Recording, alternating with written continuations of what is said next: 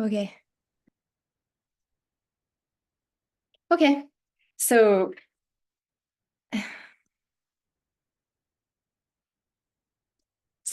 thank you very much for being here to listen to my work. So I'm really happy to present to the seminar, and I will just say a few words about my research. So my presentation today will be about mapping gas composition in the US using statistical methods. It's unpublished work, so it's not to be used, and it's only preliminary results. So the first thing I will do is try to break down the reasons why gas composition is a key variable for assessing the impact of fugitive methane emissions. So actually, we call them fugitive methane emissions, but they have other hydrocarbons in them. And the first impact is obviously the impact of climate change, and this is quantified by the greenhouse effect of hydrocarbons, which include methane, but not only. And so this effect depends on the gas composition of these leaks. The second impact that is important is on air quality and human health. And this depends on the density of the volatile organic compounds that are produced by the leaks. And so this, at the end, also depends on gas composition. And we can also say that it has an impact on the efficiency of production sites.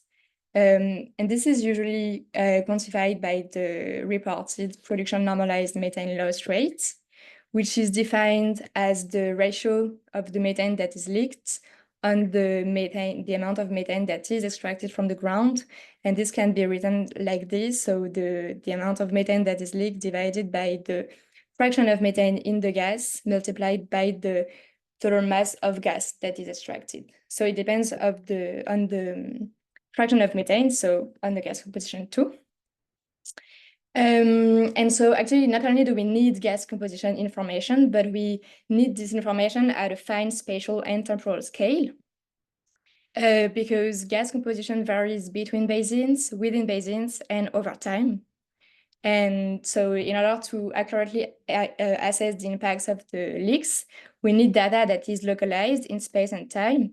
For example, if we want to analyze the impact on air quality, that is dense, that's to say that is not only just on some like sparse, that is not sparse, so not only on some sites, because for example, if there are some high production sites, it's more impactful overall, so it's important to have dense data. And current work ignores or like assumes a fixed gas composition. For example, and this is due to the fact that we lack data on gas composition, some of the work that reports methane loss rates have used a fixed methane fraction, for example, of 90%, as reported by the recent paper 2024, there is a mistake here, sorry, by Evan. And this is a fraction that is assumed for the whole United States. There are other initiatives that have tried to refine this by reporting different fractions depending on the basins. For example, this table is extracted from the supplementary information of the paper by Alvarez in 2018. And there are other papers that do report different fractions for different basins. But as of today, there is no higher resolution reports of gas compositions. And so it's hard to properly quantify the variations within a basin and therefore between production sites. The datasets that are publicly available on gas composition are quite sparse and incomplete. So for example, there is facilities that report to the greenhouse gas reporting program are reported at the facility level for production facilities and at the processing facility level. And they report methane and CO2 fractions in the gas that is produced and in the inlet gas for processing facilities. And we also have another data set that is a data set published by the United States Geological Survey, and it gathers a lot of studies and this one is at the well level, but it's more sparse. Yeah. So these are the 3 datasets that we have at the national level, and more precisely, to compare these datasets. So for the USGS datasets, it's a large temporal range, since it's from 1980 to 2014.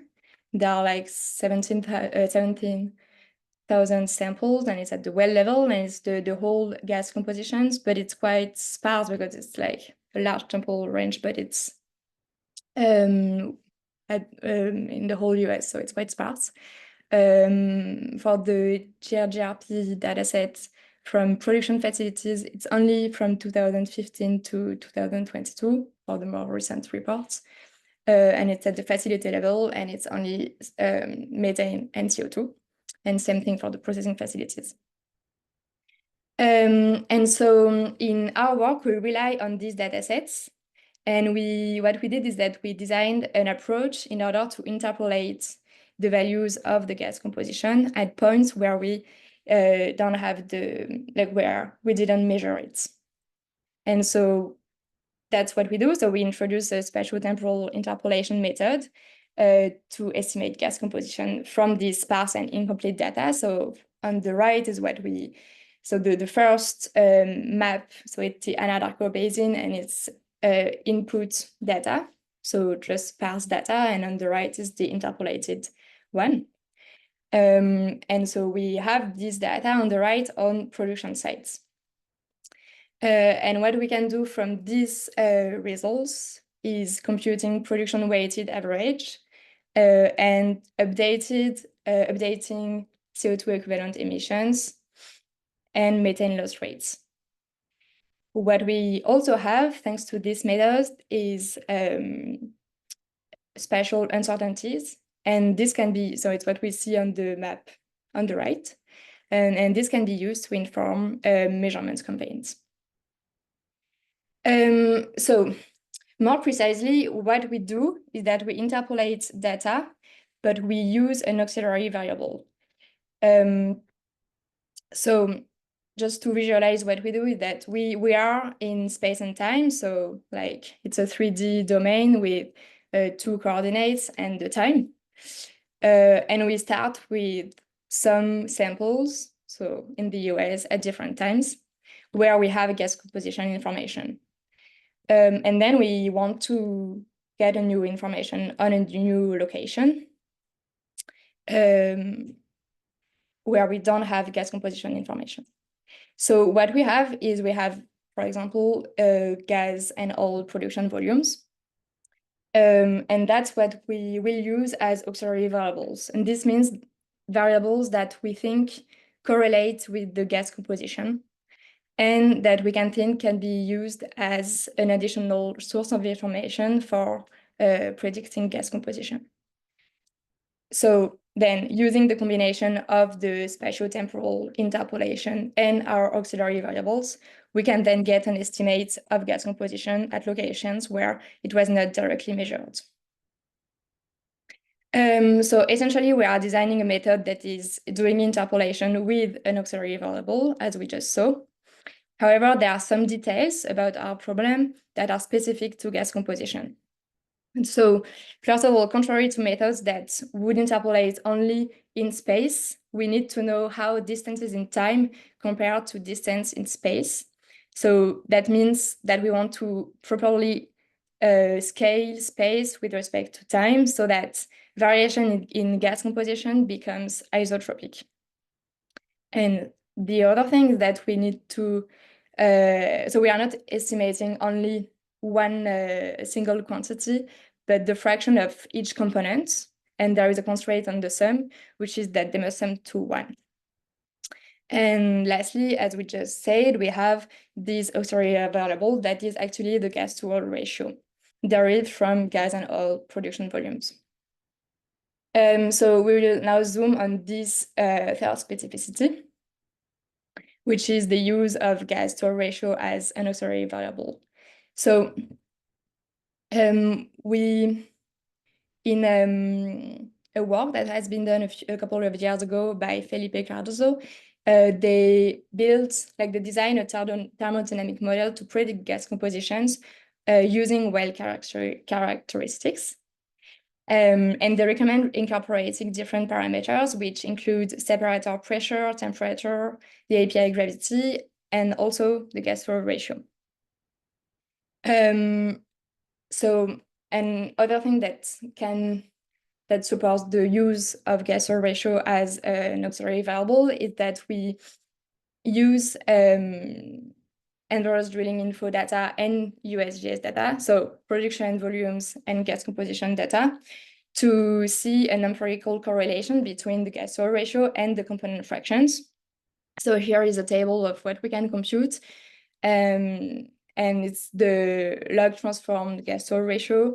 And we see that the light hydrocarbons correlate with the light hydrocarbons fraction correlate with the gas flow ratio. So it's like gas with a high gas flow ratio have generally more methane in them. But we don't know exactly the relationship between gas flow ratio and gas component fractions. So maybe it's not linear. What we just, with the correlation coefficient, it's basically seeing the correlation, assuming that it's a linear relationship. And so what we will do is that we will use a nonlinear model, which is parameterized by a neural network. So now we know how we handle the auxiliary variable, and we'll see how to deal with the spatial temporal interpolation part.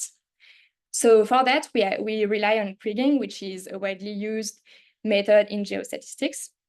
And I will just go through what kriging is and how it works. So the assumption for our work is that each component fraction is a Gaussian process in each component fraction at each location in space and time is a Gaussian process. So we have this 3D domain, which is 2D space and 1 dimension for time. So a Gaussian process is a certain type of random function. It's basically extending multivariate Gaussian variables to continuous domain. So here is what it can look like in a 1 dimension domain. So here what we do is that we plot different realizations of the process. So, and each realization, so each blue line is a function. And if we look at the values of these functions for a given x, we have a distribution of values that is Gaussian. And so that's what characterizes a Gaussian process. The tool of kriging is called the variogram, and it's a function of the lag distance, so of the distance between sampled points, and it's defined as half the variance of the difference between data points separated by the distance t. So that's what it looks like. So each variogram has different parameters, like different characteristics. So for example, the range is the distance at which these variants stabilized, and the CIL is the value of the highest variance. And then we will use this variogram to do prediction. So each prediction at an unsampled location is a linear combination of samples, and the weights are obtained by minimizing what we call the kriging error, and this includes the variogram values. So gamma in the matrix is the variogram. And so basically minimizing the kriging error leads to having the estimator that has the lowest variance. So now we kind of have an overview of the method that we design. So as we said, we start with data on some locations in space and time. And for each of these points, we have gas and oil production volumes and gas composition. And then we have an unsampled location where we only have gas and oil production volumes. What we do first is that we apply this method, which is kriging in space and time. And then we also do a second set of estimates that is using the gas and oil production volumes and using a nonlinear model. So then we have to combine those two sets of estimates, normalize them so that it sums to one, and then we get gas composition. So this is useful because at the end we get like this map of gas composition, for example, at the US level. And we can combine this information with methane fugitive emissions measurements or like data to get the impact of these emissions. So the methane loss rates that are computed using production-weighted gas composition averages. We can also have air quality assessments and the greenhouse effects. So I will just go through more precisely the kriging parts, because we saw that there were some specificities. So which was in particular scaling the time dimension compared to the space dimension. So as I already said, the problem is that space and time distances are not comparable. So the idea is that we want to scale time such that gas composition varies at the same speed in space and scale time. So the way to look at it is, for example, here, we plot the variation in gas composition as a function of spatial and scaled temporal distances. Here it's with a scaling factor of 1, so basically no scaling. And when so on the heat map, a light color means a higher difference in gas composition. So now if we have a scaling factor of approximately 5, this is what we get. And then with a higher one, that's what we get. And so what we see is that with no scaling, we have no variation in scale time. With a very high scaling factor, there is no variation in space, basically. Like we see no variation in space when we look at the heat map. But with the middle scaling factor, we have similar variation. So this means that this is, like we see, that is a good scaling factor because it's like same speed of variations. Another way to look at it is to look at what we just saw, but in 3D. But so this is just like looking visually and is to understand how it works. But in practice, in order to select the optimal scaling factor, what we do is that we want to minimize the difference between the linear part of the space-only variogram and the linear part of the time-only variogram. The linear part is like the left part, if you remember, the schematic variogram that I showed. And so at the end, this is what we want to look at. This is what we want to have. And we find the same scaling factor that we just found by looking at the heat maps. So something that we have to do before applying kriging is also standardizing the raw component fractions. So when we have this original distribution, then we want to have this, the distribution on the right. So I have an example of variogram that we get with, so after scaling the time dimension, and this is for 3 different basins.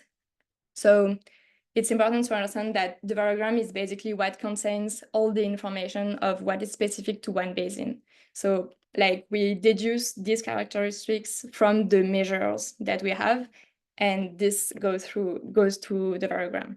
So here, for example, we see that for the Gulf Coast basin, we have this range and this seal, but it's different for other basins. Also, an assumption that we make in our work for now is that we don't have reported initial uncertainties on each sampled point. So we have this initial variance that is 0 on the left. So now I will zoom in into the combining and normalizing part of the 2 sets of estimates. So what we do is that we have this first set of estimates from kriging, And then we have estimates of the gas composition fractions and associated uncertainties, which is like standard deviations at each prediction. And we have the second set of estimates, but we only have component fractions. We don't have uncertainties. And basically what we do is, like, if we had the uncertainties on the neural network parts, we would combine them like this. And so what we want to do is find the red sigma that I put in the formula on the right, so that it's optimal. And then we basically it could represent the uncertainty of the neural network, and we could compare this sigma to the previous one. And like basically it represents the extent to which we can trust the neural network.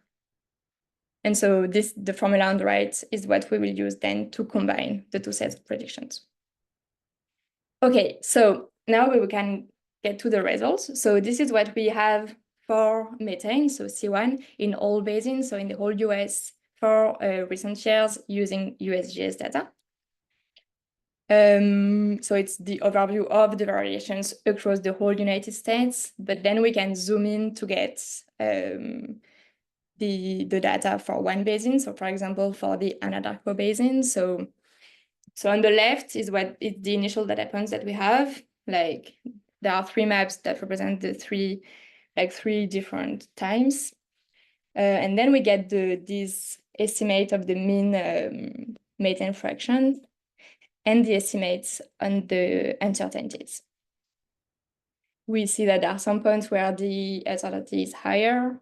That corresponds to point maybe where we didn't have a lot of data. We have the same kind of results for using the data from GHGRP reported by production facilities.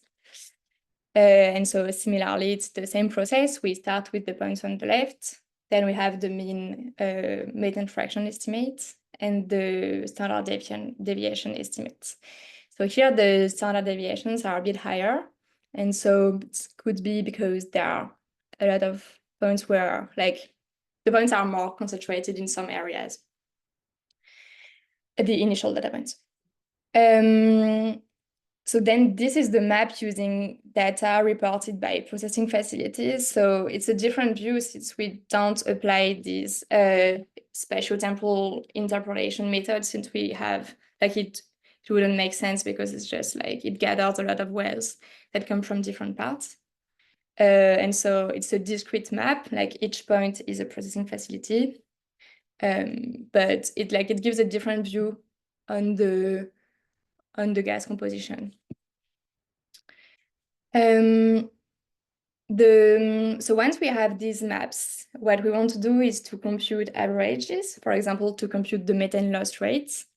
And so what we do is that we have these mean estimates and associated uncertainties.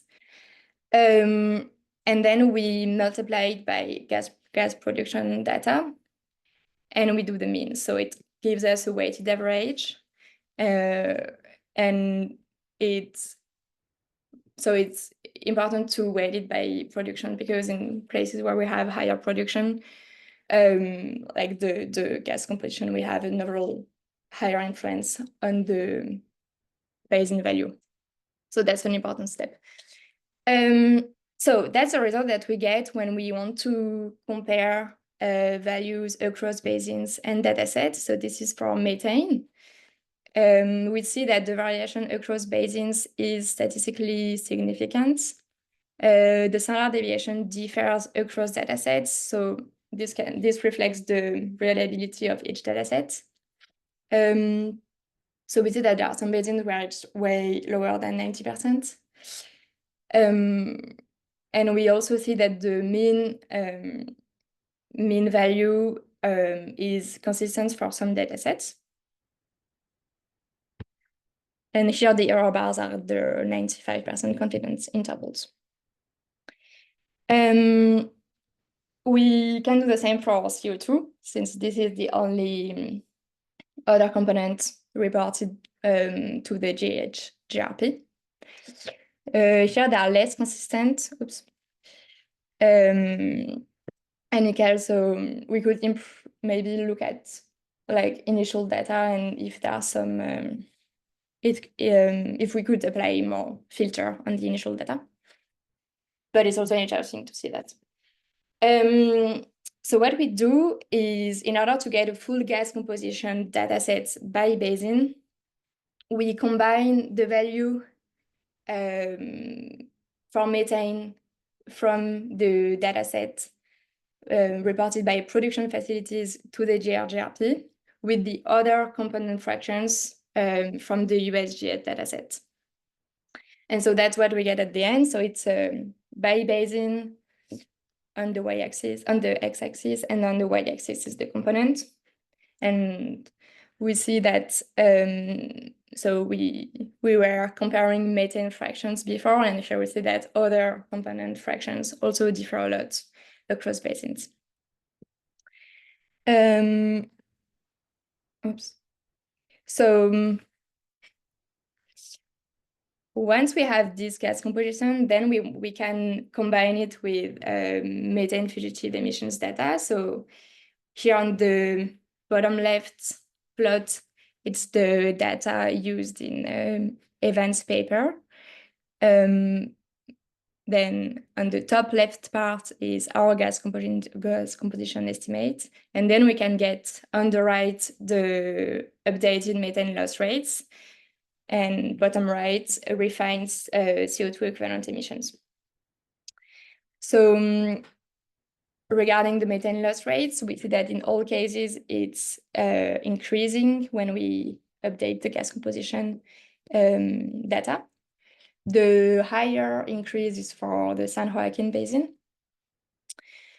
So in red, it's the methane loss rate using the 90% estimate, like fixed ratio used in Evans' paper, and in green is our value.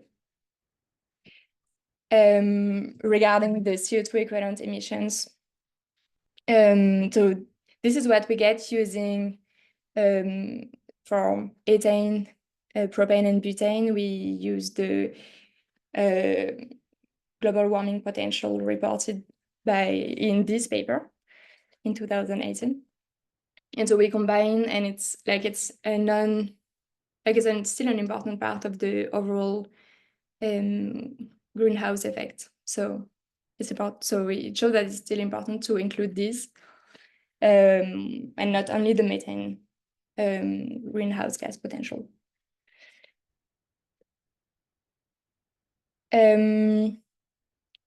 So I presented the method and then the results that we have for now, but in order to evaluate our method, what we did is that we used a test set to see how our method performed compared to other simpler approaches. So in particular, like rigging only and nearest neighbor approach. And what's interesting to look at is how it changes when we increase the distance from the prediction points to the nearest sampled point. So basically what we see is that our method improves more with the distance to the nearest point. So it means that our method is effective in areas where it's data sparse. Another way to look at that is to compare the performance of our method when we increase the uncertainty of the estimate. And likewise, we see that our method is effective in areas where it's less informative, since it increases when the uncertainty increases. So I said that the fact that we get standard deviation estimates are really useful to guide new samplings. So I will now explain more precisely. So it's just like cartoon to say how we could use our results to guide new sampling. And it's like an adaptive sampling mechanism. So this is what we have. We have on the x-axis a schematic view of the well location if it was like just in one dimension. And we have the methane fraction with this Gaussian process. Then we also have like the gas production volumes. And if we take the points where we have a high uncertainty, so like a high blue range on the top graph, and a high gas production, it means that these are the points where we could improve the most our overall estimate of gas composition. And so this is like the maximum improvement point. And then if we get a new sample at the location where we have this maximum improvement, we can have new gas composition estimates, a new and then a new maximum improvement, and then progressively increase our estimates. Okay, so basically what we can take from what I said is that we have this spatial temporal interpolation method to estimate gas composition at production locations, and we have associated uncertainties. We also have this auxiliary variable that helps us to get accurate results in areas where we have less data. We could see, applying our method to publicly available datasets, we saw that the mean methane fraction differs between basins and within basins. And our method enables us to refine the key metrics that are used to assess the impact of methane leaks, so CO2 equivalent emissions and methane loss rates in particular. And we could use it in the future to improve air quality assessments. And then we just saw that uncertainties estimates could be used to inform future measurements campaigns. So thank you very much for listening to me, and I will take questions if you have some.